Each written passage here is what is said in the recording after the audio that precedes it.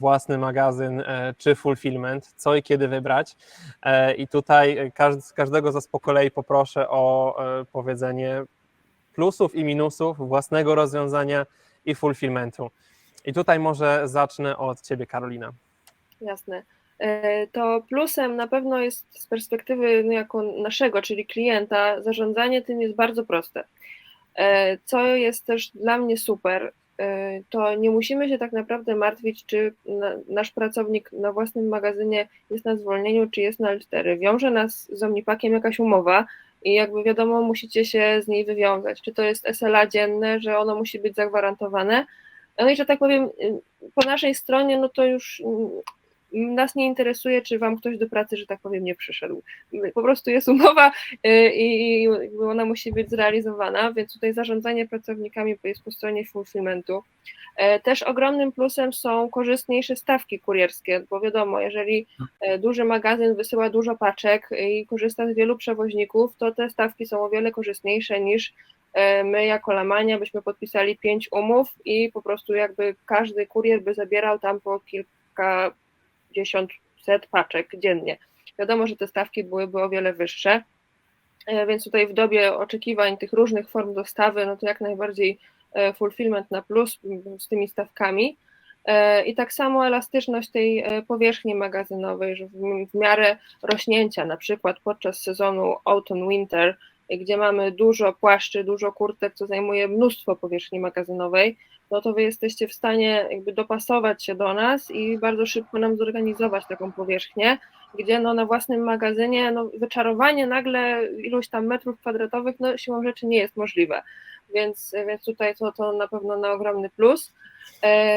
I tak samo myślałam, że jakby znalezienie standardu tego dobrego pakowania, gdzie my mamy no, jakieś oczekiwania i nasi klienci mają oczekiwania wobec tego ładnego pakowania naszych produktów, to jak najbardziej wyszło nam to na plus i jesteśmy z tego mega zadowoleni, gdzie obawialiśmy się, że to może być gdzieś tam trudne właśnie przy tej rotacji pracowników, że może nie każdy to dobrze zrozumie, albo gdzieś każdy ma trochę inną wizję, ale jednak każdy się do tych standardów stosuje. A co do minusów, to mam taki jeden, bo tak naprawdę u nas no, w branży fashion, no w home też, to mamy jakieś sesje zdjęciowe, nagrywki, nagrywamy live'y i tak dalej i w ostatniej chwili stylistce, czy fotografowi, czy komukolwiek przyjdzie do głowy, potrzebuję tego, nie mamy tego. To wiadomo, że musimy bazować na procedurach, które ma fulfillment, że nie możemy sobie przyjść, wziąć i wyjść, tylko wiadomo, musimy oczywiście wgrać zamówienie, poczekać, aż zostanie skompletowane, czasami poza SLA, więc to też czasami ja chylę po prostu czoła do supportu, że są w stanie po prostu gdzieś tam wyjść spoza tej strefy naszego SLA, gdzie mamy, czasami zdarzają się nam takie sytuacje emergency, ale jednak musimy się tych procedur omnipakowych trzymać, więc to taki jeden mały minusik, że to da się, ale nie zawsze wiadomo jest to wykonalne, szczególnie przy jakichś takich pikach sprzedażowych, gdzie wiadomo wszyscy klienci na szybko wszystko chcą, to jednak te emergency sprawy to są takie problematyczne. Jasne, bardzo Ci dziękuję. A jeśli chodzi o ten własny magazyn, czy tutaj widzisz właśnie jakieś plusy, minusy, którym chciałabyś się podzielić? No to tutaj będzie a propos tego właśnie jednego minusika fulfillmentu, że jak ma się własny magazyn, to można bez procedur po prostu przyjść, coś wziąć szybko, bo jest potrzebne i ewentualnie jakieś możliwość bardzo szybkiej reakcji na jakieś wszelkie sytuacje, czy to jest jakaś szybka kontrola jakościowa całej partii produktu, czy to jest weryfikacja bardzo szybkiego pakowania, bo wiadomo, jak zgłaszamy coś do supportu tutaj po stronie fulfillmentu, to musimy czekać na odpowiedź, albo musimy się zaanonsować na wizytę w magazynie i to też godzina musi być odpowiednia, że musimy to zrobić z dużym wyprzedzeniem, a na własnym magazynie no to po prostu wchodzę i jestem i działam. Ale no, jeżeli chodzi o minusy, no to na pewno ich tutaj będzie więcej. My akurat no, w swoim własnym magazynie nie mieliśmy specjalistycznego żadnego systemu, więc nie byliśmy wyposażeni w nic, co by nam ułatwiało obsługę klienta, a tutaj no jednak w Omnipaku to mamy. I to, co też powiedziałam a propos plusów fulfillmentu, no to trudniej się zarządza pracownikami, bo jak ktoś nam pójdzie na zwolnienie i tak dalej, no to my mamy teraz zmartwienie, że nie mamy wystarczających zasobów do zapakowania po prostu wystarczającej liczby zamówień. No i tak samo jak Krzysztof powiedział, no to nam też wyszło, że koszty utrzymania i obsługi własnego magazynu są wyższe. Super, super, super konkrety. Bardzo Ci dziękuję, Karolino. Piotrze, zatem przechodzę do Ciebie. To samo pytanie. Własny fulfillment, własny magazyn, fulfillment, plusy i minusy. Robiąc sobie notatki wczoraj wieczorem, starałem się wypisać takie punkty, które pozwoliłyby mi zdecydować, posiadając, czy prowadząc, czy zarządzając jakimś biznesem, kiedy opłaca mi się i co powinno mnie przede wszystkim skierować w stronę fulfillmentu. I te spostrzeżenia są podobne jak Krzysztofa i Karoliny, to znaczy przede wszystkim, jeśli tak jak u nas, skala głównego biznesu jest duża i ten B2C jest jakimś tam dodatkiem, to my nie chcemy stracić pieniędzy na zarządzanie personelem, na kupowanie opakowań, na zarządzanie pustymi korytarzami w budynku, który jest dedykowany w całości tylko i wyłącznie do tej aktywności, wolimy to zlecić. To samo w przypadku wahań sezonowych. U nas tego co prawda nie ma, natomiast potrafię sobie wyobrazić branże, które przez miesiące wakacyjne prosperują świetnie, a potem jesień czy na przykład wiosna mają duże spadki. No i co ci ludzie mają wtedy robić z personelem? Opierać się na pracownikach tymczasowych? Ciężko idealnie zagospodarować zasoby, mając bardzo wąski zakres i zero pola manewru. Na pewno u was wśród tych klientów to się jakoś rozmasowuje. No i te zwroty, tak? Ja też zwrotów mam bardzo mało, ale potrafię sobie wyobrazić, co się dzieje u Karoliny, jeśli co trzecia paczka wraca, trzeba ją ocenić, zdecydować, oddaje, nie oddaje, co z tym, komunikacja, klient się niecierpliwi, produkt był drogi, chce jutro pieniądze i tak dalej, i tak dalej. Więc te trzy główne powody uważam, jeżeli ktoś ma taką sytuację, no to zdecydowanie bardziej komfortowe będzie to zlecić. O kwestii kosztów nie wspominam, bo to jest jakby oczywista sprawa. Natomiast jeśli chodzi o to, kiedy ewentualnie rozważałbym własny magazyn, no to na pewno w przypadku jakiegoś biznesu projektowego, gdzie dużo jest usług niestandardowych i wymagana jest duża elastyczność. Karolina podała taki przykład, że ona chce podejść do magazynu, coś sobie tam zabrać i nie ma czasu, żeby wypisywać zlecenie, czekać na okienko, po prostu chce iść i mieć. No nie ukrywam, że Omnipack, żeby było, mówiąc prosto, no to narzuca pewne standardy i pewne zasady gry. Jeżeli ktoś nie jest w stanie do tych zasad się dostosować, bo obrót ma relatywnie niewielki, a potrzebuje być dostosowany, fajny, elastyczny, no to tu jednak osoba, która jest zupełnie zależna i wykonuje polecenia, będzie na pewno łatwiejsza, jeśli chodzi o komunikację. Jeszcze podam jeden przykład tej komunikacji. My sprzedajemy dużo, sprzedajemy bardzo duży wolumen, my importujemy miesięcznie z naszych fabryki nie tylko kilkadziesiąt kontenerów towaru miesięcznie. W związku z tym, no my mając własny magazyn, mielibyśmy to wszystko we własnym systemie, to wszystko byłoby skonfigurowane, działało, gdyby było coś nie po naszej myśli, pisalibyśmy zlecenie, ktoś by nam to pewnie przeprogramował.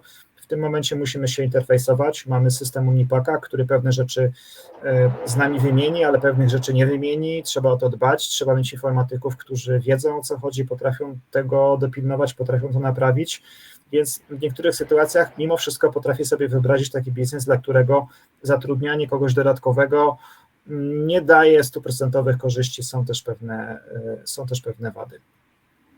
Jasne, oczywiście. Wady zawsze się zdarzają, żaden proces też nie jest idealny i każdy dąży do idealności, ale no zawsze staramy się, każdy się stara te błędy eliminować i na nich pracować. Krzysztofie, jeszcze Ciebie bym zapytał w takim razie o te plusy i minusy. Wiemy, że tutaj ta część fulfillmentowa może bardziej troszkę kuleć, ale może już właśnie jakieś te pierwsze wnioski, pierwsze plusy, minusy u Ciebie się też już pojawiają. Ja bym chciał generalnie powiedzieć, że się ze wszystkim, co powiedziała Karolina i Piotr, zgadzam dokładnie. No to są takie empiryczne przykłady z dnia codziennego, obserwowane przez praktyków i ekspertów, także się podpisuję pod tym, co powiedzieliście. Dołożę jeszcze perspektywę właścicielską.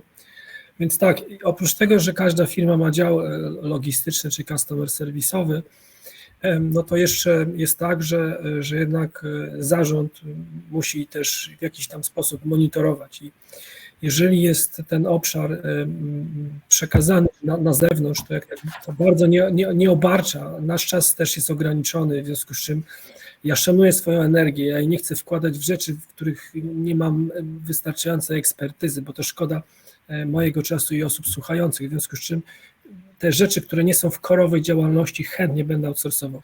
My mamy ekspertów. Zresztą przy okazji pozdrawiam i Agnieszkę, i Olgę. Jeżeli nas słuchają, to duże pozdrowienia z mojej strony.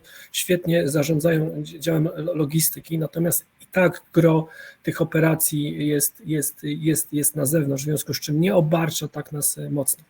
Chcę jeszcze powiedzieć o jednej rzeczy, która jest ważna z perspektywy rozwoju biznesu. Skalowalność, to już to słowo padło, ale ja nie mam strachu przed tym, że nagle biznes się podwaja, potraja, ponieważ wiem, że wy tą przestrzeń załatwicie w sekundę. U mnie by to zajęło naprawdę dużo więcej czasu.